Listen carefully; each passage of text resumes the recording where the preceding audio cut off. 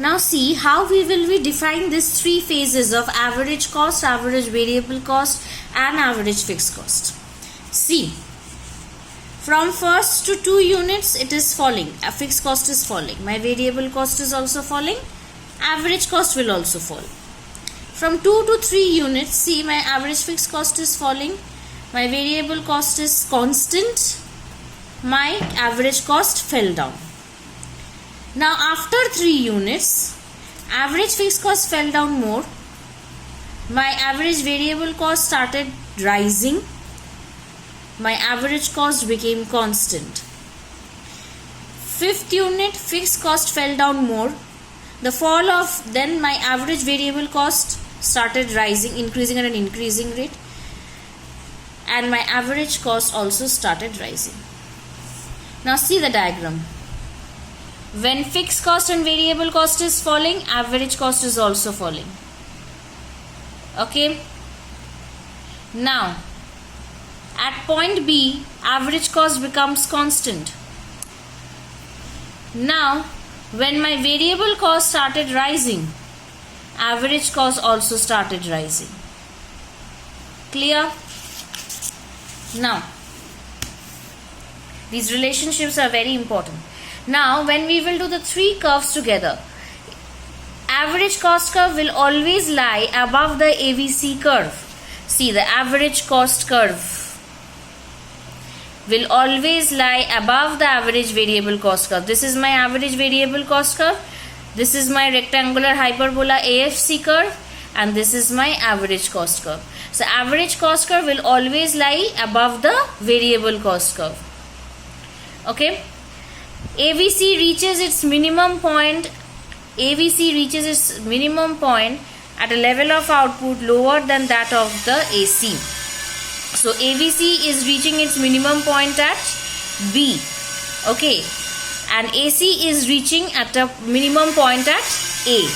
So which is early?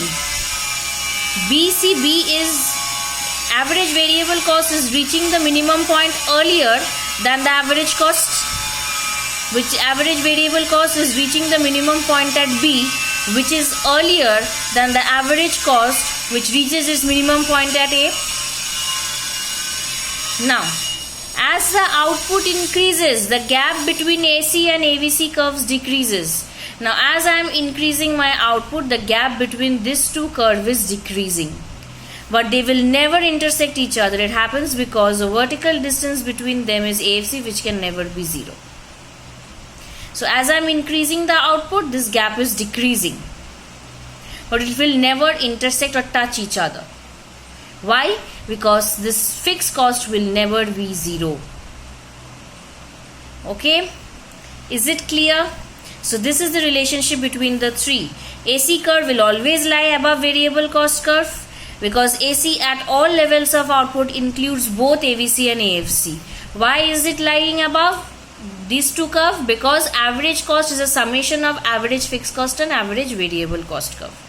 Okay, so average cost is a summation of fixed cost and average variable cost curve. That is why average cost curve lies above these two curves. Average variable cost reaches its minimum point at a level of output lower than that of AC.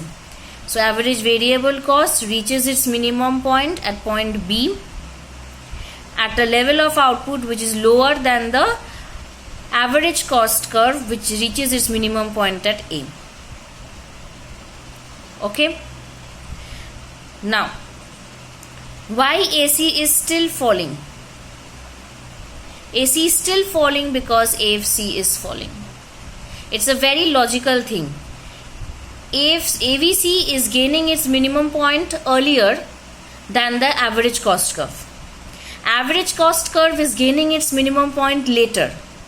That means average cost is falling for a longer time, just as we saw in the table. See, average variable cost started falling at an earlier rate and reached its minimum point. See, average cost is still falling and reaching its minimum point in the 4th unit, which the variable cost has already achieved in the 3rd unit. So here also in the diagram, variable cost is reaching its minimum point earlier than the average cost. Now, if I ask you why the average cost is falling for such a long time, just because the average fixed cost is falling. Just because the average fixed cost is falling, average cost is also falling for a long time and reaches its minimum point a bit later than the variable cost. As the output increases, the gap between AC and AVC is decreasing, but it will never touch each other. It happens because the vertical distance between them is AFC, which can never be zero.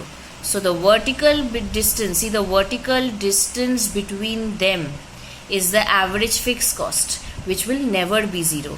That is why these average variable cost and average cost curve will never touch each other. Okay.